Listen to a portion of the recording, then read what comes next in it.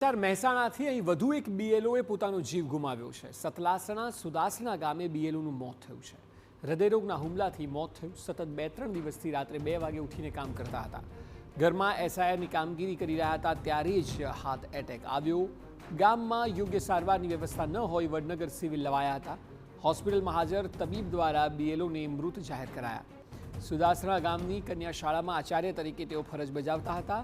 સુદાસણા ગામની કન્યા શાળામાં 50 વર્ષીય દિનેશ રાવળનું હાર્ટ એટેકથી મોત નીપજ્યું અને ગામમાં જ બીએલઓ તરીકે ફરજ બજાવતા હતા અને તેમના આકસ્મિક મોતથી ગામમાં શોકની લાગણી છે। વધુ માહિતી આપી રહ્યા છે સંવાદદાતા મનીષ મિસ્ત્રી। મનીષ, જણાવો, જે પ્રકારના આરોપ થઈ રહ્યા છે કે સતત તેઓ છેલ્લા થોડા દિવસોથી રાત્રે જાગતા હતા, સ્ટ્રેસમાં હતા અને ફરી એકવાર એસઆઈઆરની કામગીરીને લઈને મોત થયું હોય તેવા આરોપ થઈ રહ્યા છે। જે સમગ્ર ઘટના બાબતે જે પ્રાથમિક શાળામાં શિક્ષક નોકરી કરતા હતા તે શાળાના આચાર્યનું નિવેદન સામે આવ્યું છે। તેમને સ્પષ્ટપણે જણાવ્યું છે કે છેલ્લા 3-4 દિવસથી દિનેશભાઈ રાવળ સરની કામગીરી કરી રહ્યા હતા અને એમાં તેઓ સ્ટ્રેસમાં હતા અને તેઓ જણાવતા હતા કે દિવસ દરમિયાન આની એપ્લિકેશનમાં સર્વર ડાઉન હોવાને કારણે કામગીરી થઈ નથી શકતી અને રાત્રે 2 વાગે ગત રાત્રે 2 વાગે એટલે કે 3-4 દિવસથી રાત્રિ દરમિયાન આ કામ કરતા હતા। ગત રાત્રે પણ આવી રીતે 2 વાગે ઉઠીને કામ કરી રહ્યા હતા જેથી રાત્રિ દરમિયાન સર્વર પર ફોર્મ અપલોડ થઈ શકે અને આ કામગીરી દરમિયાન એમનું મોત શંકા ઉપજાવે છે કે શું ખરેખર સરની કામગીરીના સ્ટ્રેસમાં આ બીએલઓનું મોત થયું છે। આ સમગ્ર ઘટના બાબતે તેમના પરિવારજનોએ સાથે આચાર્યની જે વાતચીત થઈ તે મુજબ સરની કામગીરીનું સ્ટ્રેસ હતું અને રાત્રિ દરમિયાન આ એમને હૃદય રોગનો અચાનક હુમલો આવે છે 2 વાગે અને તે જ સ્થિતિમાં તે કામગીરી કરતા હતા તે સ્થિતિમાં જ તેઓ ઢળી પડે છે।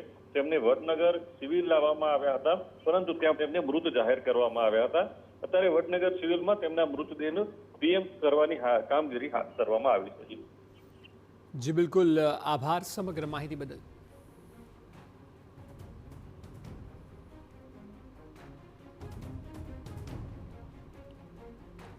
સુદાસણા ગામની કન્યા શાળામાં આચાર્ય તરીકે ફરજ બજાવતા 50 વર્ષીય દિનેશ રાવળનું હાર્ટ એટેકથી મોત થયું અને ગામમાં બીએલઓ તરીકે ફરજ બજાવતા હતા એટલે શોકની લાગણી ગામમાં છે।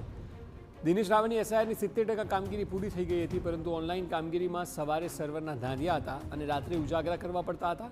છેલ્લા 2-3 દિવસથી રોજ રાત્રે 2 વાગે ઉઠીને વિગતો ઓનલાઈન અપલોડ કરતા હતા। સતત છેલ્લા 2-4 દિવસથી રાત્રે ઉઠી અને ફોર્મને અપલોડ કરવાનું કામગીરી કરતા હતા। આજ રાત્રે પણ એ લગભગ 2 વાગ્યાની આસપાસ ઉઠી અને ફોર્મને અપલોડ કરવાનું કામ કરતા હતા એવું એમના પરિવારનું કહેવું છે। એમના પરિવારના જણાવ્યા મુજબ આ કામ કરતા હતા એ દરમિયાન એમને છાતીની અંદર દુખાવો પડ્યો। પરિવાર સભ્યોને જાણ થતો એમને એમના ઓળખીતા મિત્રોને બોલાવ્યા, ગામની અંદર દવાખાને લઈ ગયા પરંતુ ત્યાં સારવાર મળી નહીં। છાતીમાં દુખાવાની ફરિયાદ બાદ તેમને ગામના દવાખાને લઈ જવાયા પરંતુ ત્યાં યોગ્ય સારવાર કે ડૉક્ટર ઉપલબ્ધ ન હોય તેમને વડનગર સિવિલ હોસ્પિટલ ખસેડાયા। ત્યાં હાજર તબીબ દ્વારા તેમને મૃત જાહેર કરાયા। આક્ષેપ છે કે સર્વર ઠપ હોવાને લીધે અનેક બીએલઓને હાલાકીનો સામનો કરવો પડી રહ્યો છે અને કામગીરી પૂરી કરવાનું પણ તેમના પર દબાણ વધી રહ્યું છે।